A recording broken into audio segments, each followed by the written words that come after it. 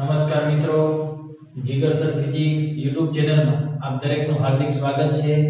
જો તમે લોકો મારી આ ચેનલ લાઈક, શેર અને સબસ્ક્રાઇબ ના કરી હોય તો ઝડપથી કરી નાખો તથા તમારા મિત્રો, સગા સંબંધીઓ અને સ્નેહીજનોને કહો મારી આ ચેનલ લાઈક, શેર અને સબસ્ક્રાઇબ કરે તથા તમારા WhatsApp ગ્રુપ, Facebook ગ્રુપ અને WhatsApp સ્ટેટસમાં વિડિયોની લિંકને શેર કરો જેથી લાઈક, શેર અને સબસ્ક્રાઇબ વધુ મળે। ચાલો મિત્રો, ધોરણ 11 ચેપ્ટર નંબર 5 એના વધારાના સ્વાધ્યાયમાં આપણે આગળ વધી તો આપણે વધારાના સ્વાધ્યાયમાં દાખલા નંબર 5.38 પહોંચ્યા હતા।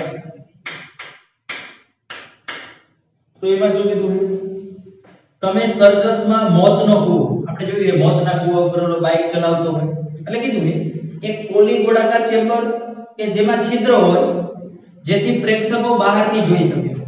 એમાં ઉર્ધ્વ વલય, ઉર્ધ્વ એટલે ઊભું વર્તુળ હોય, ઊભી રિંગ હોય, એમાં મોટરસાયકલ ચલાવતો માણસ જોઈ હોય છે। એટલે ઊભું વર્તુળ દોરી નાખું, આ ઊભું વર્તુળ થઈ ગયું। આની અંદર બાઇક ચલાવતો એક વ્યક્તિ આપણે જોયો હશે।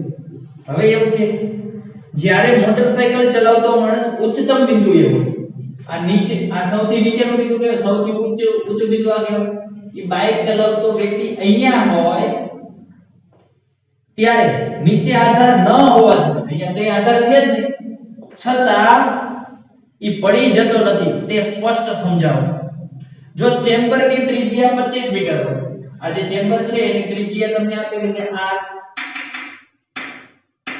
25 મીટર હોય તો ઉચ્ચતમ બિંદુએ ઉર્ધ્વ વલય રચવા માટે લઘુત્તમ ઝડપ કેટલી હોવી જોઈએ? લઘુત્તમ ઝડપ એટલે v મિનિમમ। હવે વિચારો, એક તો ઈ વર્તુળ માર્ગે ગતિ કરે, વર્તુળ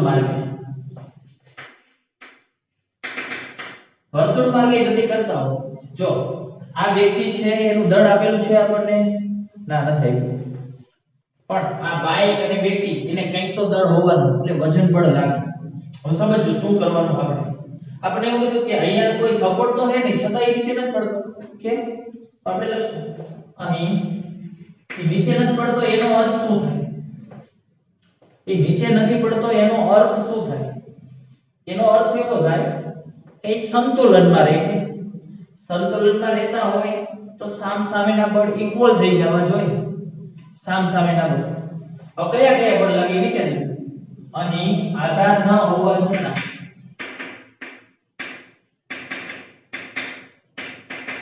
તે પડતો નથી, કારણ કે એ નથી પડતો એનું કારણ હવે આપણે આપી, કેમ સમજો? એક તો આને વજન બળ હોય એટલે વજન પણ નીચે તરફ લાગે એમ છે, બોલો હા કે હા? બીજું વસ્તુ આ સપાટી ને, જો સપાટી, તો સપાટી વસ્તુ ઉપર લંબરૂપે બળ લગાડે એમ થઈ આપણે, હા કે ના? આ જે સપાટી રહી એ વસ્તુ અહીંયા નીચે, તો નીચે તરફ લંબરૂપે, સપાટી ઉપર વસ્તુ હોય તો ઉપર તરફ બળ લગાડે, હા કે ના? અને સિવાય એ વર્તુળમાં ગતિ કરે, એટલે મેં તમને કીધું કે તમે ચકડોળમાં બેઠા હો, ચકડોળમાં તો વર્તુળમાં ગતિ થતી એટલે તમે જેવું ચકડોળ ચાલુ થાય એટલે તમારી સીટરી બહાર તરફ ફેંકાય, ધીમે ધીમે વર્તુળ મોટું થાય, કેમ? કારણ કે વર્તુળમાં ગતિ થાય એટલે કેન્દ્ર ત્યાગી બળ લાગે, કેન્દ્ર ત્યાગી બળ, બોલો હા કે ના? આ સમજાણો? કેન્દ્ર ત્યાગી બળ લાગે, એની વેલ્યુ કેટલી હોય? કેન્દ્રગામી બળ હોય એટલી જ હોય, આનું મૂલ્ય કેટલું હોય? કેન્દ્રગામી બળ હોય એટલું જ હોય એનું મૂલ્ય, ખ્યાલ આવ્યો કે નહીં? કેન્દ્રગામી બળ કેન્દ્ર તરફ હોય એટલા જ મૂલ્યનું આ તરફ બળ લાગે, બેમાંથી એક જ બળ લેવાના હોય। યાદ કરો, આપણે અત્યાર સુધી ગતિના નિયમો ચેપ્ટર ભણ્યા એમાં આપણે એવું જ કહીએ, એ પદાર્થ ઉપર લાગતા હોય બે બળ ન લેવાના હોય, મતલબ આ પદાર્થ અને આ પદાર્થની વાત કરું, આ પદાર્થ આના ઉપર લગાડે, આ પદાર્થ આના ઉપર લગાડે તો બે બળ એકારે કોઈ દી ન દર્શાવે।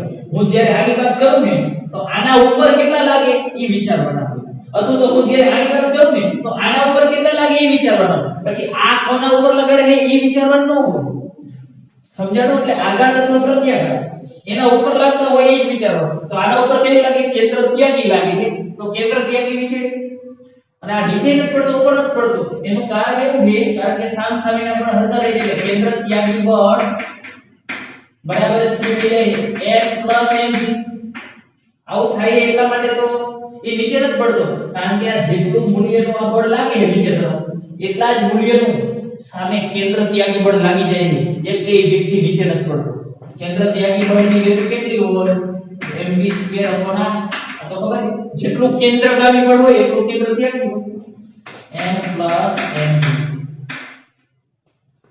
કમ્પ્લીટ હવે વિચારો આમાં શું કરશું હવે આમાં એવું કીધું છે તમને એવું કીધું કે એની ઝડપ ઓછામાં ઓછી કેટલી ઝડપ હોવી જોઈએ કે જેથી તે પડી ન શકે એ નીચે ન આવે બરાબર આ ઉર્ધ્વ વલય રચી શકે એટલા માટે એની ઓછામાં ઓછી ઝડપ હવે આ ઝડપ ઓછામાં ઓછી જોતી હોય તો શું હોવું જોઈએ આ સમીકરણમાં વિચાર આ કારણ આપી દીધું કે આ બે બળ સમાન થઈ જાય છે એટલે પડતો નથી અને આમાં v મિનિમમ શોધવાનું કીધું એટલે વેગ શોધવો પણ ઓછામાં ઓછો વેગ ઓછામાં ઓછો હોય તો આ બાજુ એકાનું પદ ઓછામાં ઓછું હોવું જોઈએ કે આ ઓછામાં ઓછું હોય કાં તો આ કઈ ઓછામાં ઓછું હોવું જોઈએ બરાબર સમજો હું તો એમ કહું આ ઓછામાં ઓછું હોય ને તો જ v ની વેલ્યુ ઓછામાં ઓછું મળે એવું કેમ છે આ ઓછું હોય તો પણ v ઓછા જ મળે તમારો પ્રશ્ન પણ વ્યાજબી છે પણ હવે સમજો આ ઉચ્ચતમ બિંદુ કીધું એની જગ્યાએ આ બિંદુ કીધું હતું તો વજન બળ તો mg જ લાગે બોલો હા કે ના અહીંયા રાખ્યો તો વજન બળ નીચે તરફ જ લાગે mg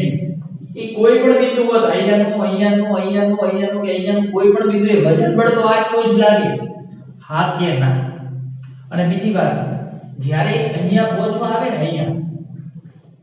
અહીંયા પહોંચશે ત્યારે શું થાય છે આ સપાટી વડે આ પદાર્થ ઉપર કારણ કે પદાર્થનું વજન બળ નીચે તરફ જાય એટલે આનો કોન્ટેક્ટ બહુ ઓછો રહે જેટલો કોન્ટેક્ટ અહીંયા રહે એટલો કોન્ટેક્ટ અહીંયા નો રહે તો વિચારો અનુભવો તમે અહીંયા જે આ સપાટી રહી ઈ આ બાઇકના કોન્ટેક્ટમાં હોય એટલે અહીંયા કોન્ટેક્ટમાં ન હોય તો વિચારો કારણ કે આને આમ જાવ એટલે આ નીચે પડવાના ચાન્સ વધી જાય પરંતુ કેન્દ્ર ત્યાગી બળ લાગે એટલે પડતો નથી પણ તમે વિચારો અહીંયા જેટલો કોન્ટેક્ટ હોય એટલો કોન્ટેક્ટ અહીંયા ન હોય ટૂંકમાં અહીંયા લૂઝ કોન્ટેક્ટ છે એમ કહેવાય એટલે કે અહીંયા m ની વેલ્યુ ઓછી હોય જેટલો વધુ કોન્ટેક્ટ હશે એટલો જ વધુ બળ લાગે પણ mg તો દરેક જગ્યાએ કોન્ટેક્ટ હોય ન હોય mg તમે આમ લટકાવેલો હોય હવામાં તો mg લાગે mg ની વેલ્યુ દરેક જગ્યાએ એક સરખી જ છે એટલે આ વેલ્યુ ક્યારે આપણે ઓછી નથી કરી શકતા હું એમ કહું સમજો અને આ વસ્તુને અહીંયા સૌથી વધારે કોન્ટેક્ટ વધુ હોય એટલે અહીંયા એની વેલ્યુ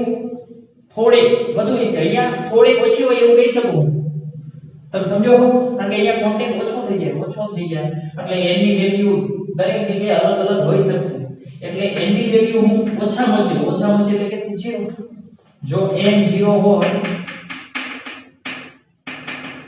તો v મિનિમમ મળશે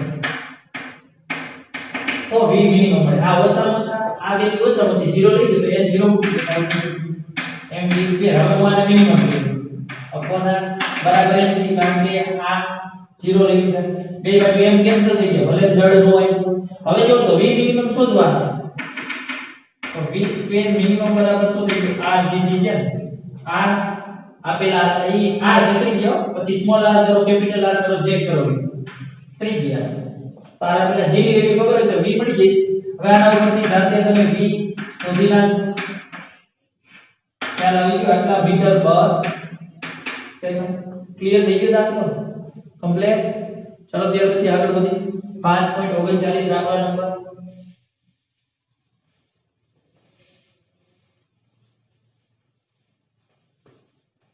5.39 જો એનો શું કીધું 3 મીટર ત્રિજ્યા ધરાવતા ત્રિજ્યા આપેલી સ્મોલ r કયો કેપિટલ r કયો જે કયો 3 મીટર ત્રિજ્યા ધરાવતા અને ઉર્ધ્વ અક્ષને ફરતે 200 રિવોલ્યુશન પર મિનિટ એટલે મેં તમને કીધું તો ઓમેગા આપેલા કહેવાય કોણીય આવૃત્તિ અથવા તો કોણીય ઝડપ જે આપણે 7મા ચેપ્ટરમાં ભણશું અથવા તો આપણે નિયમિત વર્તુળમય ગતિ ચોથા ચેપ્ટરમાં ભણી નિયમિત વર્તુળમય ગતિ ટોપિકમાં ઓમેગા નો એકમ જ આ છે રિવોલ્યુશન પર મિનિટ પણ નો ચાલે આ રિવોલ્યુશન એટલે પરિભ્રમણ કહેવાય ના મિનિટ તમારે રેડિયન પર સેકન્ડ જ એકમ હોવો જોઈએ એટલે 200 આ એક રિવોલ્યુશન છે એટલે આ એક રિવોલ્યુશન એટલે રેડિયન 2π કહેવાય રિવોલ્યુશન એટલે પરિભ્રમણ અને છેદમાં 1 મિનિટ છે એટલે 1 મિનિટની 60 સેકન્ડ.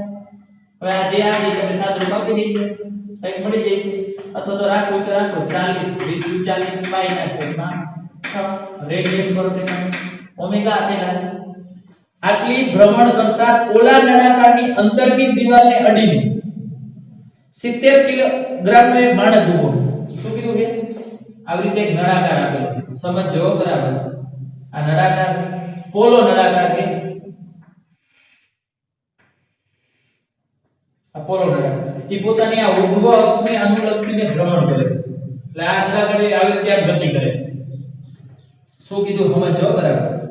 અને આ જે ત્રિજ્યા 3 મીટર આપેલી છે, ઊભી અક્ષ આને અનુલક્ષીને આ ગતિ કરે. પછી શું કીધું કે યા પોલો નળાકાર એટલે વચ્ચે કંઈ ભરેલું નથી, ખાલી એની અંદરની દિવાલ આ થાય. હવે ફરતી બાજુ દિવાલ હોય ને આ બાજુની દિવાલ ગણી ખરેખર તો આમાં આખી દિવાલ છે. વિચારજો પોલો નળાકાર દોરવું તમારી સમક્ષ. આ રહ્યો પોલો નળાકાર દેખાય છે, તો અંદરની આખી દિવાલ છે એને આમ ઊભો રાખી દીધો છે. નળાકાર આમ છે પણ એને મેં આમ ઊભો રાખ્યો, તો એની અંદરની આ કોઈ પણ દિવાલ થાય, કોઈ પણ દિવાલને અડીને એક વ્યક્તિ ઊભો. વ્યક્તિ નામ રાખી દો એટલે આમ થઈ જશે નીચે. હવે હું એ વ્યક્તિને અહીંયા દોરું.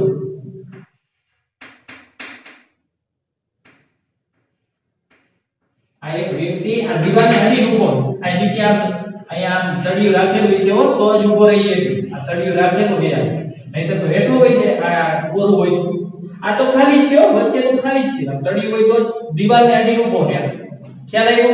હજી કહું આ દિવાલ છે આવી રીતે. આ વ્યક્તિ એને આમ દિવાલને અડીને ઊભો પણ આ નીચે કંઈક તો હોવું જોઈએ ને, પગ રાખ્યો એટલે આ તળિયું હોય છે એમ કહું. સમજી ગયા? એટલે આ વ્યક્તિ દિવાલને અડીને ઊભો. એ વ્યક્તિનું વજન આપેલું છે. દળ કેટલું આપ્યું? દળને m કહી દો. m બરાબર 70 કિલોગ્રામ જો. હવે શું કીધું? હવે એવું કીધું દિવાલ અને તેના કપડા વચ્ચે, એટલે આ વ્યક્તિ આડી ઊભો એટલે દિવાલ અને આ કપડા વચ્ચેનો આ જે ઘર્ષણાંક છે, ઘર્ષણાંકને μ કયો, μs કયો, μk કયો, ચોક નથી પાડતા, ખાલી ઘર્ષણાંક કીધો 0.15 છે. 0.15 છે. જો તળિયું એકાઈ દૂર કરી દે, આ તળિયું એકાઈ દૂર કરતા નહીં તો શું થાય? માણસ નીચે આવે. એટલે એવું કે એકાઈ દૂર કરવામાં આવે તો માણસ પડ્યા વગર, એને પડવા ન દેવાનો, એમ કે પડ્યા વગર દિવાલને ચોટીને રહી શકે. એમના માં રહેવું જોઈએ. તળિયું દૂર કરી નાખીએ તો એ હેઠો ન પડવો જોઈએ. ખરેખર તો આપણે વિચારી સાહેબ પડી ગઈ પણ એને પડવા ન દેવાનો. એ ન પડે એટલા માટે થઈ અને નળાકારની લઘુત્તમ કોણીય ઝડપ કેટલી હોવી જોઈએ? લઘુત્તમ કોણીય ઝડપ એટલે ઓમેગા મિનિમમ શોધવાનું કીધું. આટલી ઝડપથી તો એ ફરતો હતો, વાંધો નહીં ભલે ફરતો હોય, પણ હવે શું કીધું? હવે આ તળિયું લઈ લીધું એટલે માણસ હેઠો ન પડે ને એની ઓછામાં ઓછી ઝડપ કેટલી? તો પહેલા મને જવાબ આપો. આ માણસ પડી ન જતો મતલબ સ્થિર રહે. પડવા દેવાનો નથી મતલબ સ્થિર રહે. એનો ચોખ્ખો અર્થ એવો થાય પડવા ન દેવાનો એટલે સ્થિર એમનો ચોટેલો રહેવો. એવું ક્યારે બને? આના ઉપર જેટલા બળ લાગે એ સામેના બળ ઇક્વલ હોવા જોઈએ. હા કે વિચાર. એક તો દળ કીધું હતું એટલે mg બળ લાગે નીચે તરફ. હા નીચે તરફ લાગે mg. અને એ સિવાય ઘર્ષણાંક આપ્યો તો અહીંયા વિચાર. તો માણસ આમ ગતિ કરવા માંડે તો ઘર્ષણ બળ તો ઉપર તરફ લાગશે. ઘર્ષણ બળ આને પડવા નથી દેવાનો, તો ઘર્ષણ બળ હોય એટલું જ વજન બળ થવું જોઈએ. તો જ ન પડે, તો જ ચોટીને રહેશે. બાકી જો ઘર્ષણ બળ કરતા વજન બળ વધી ગયું તો હેઠો પડી જશે.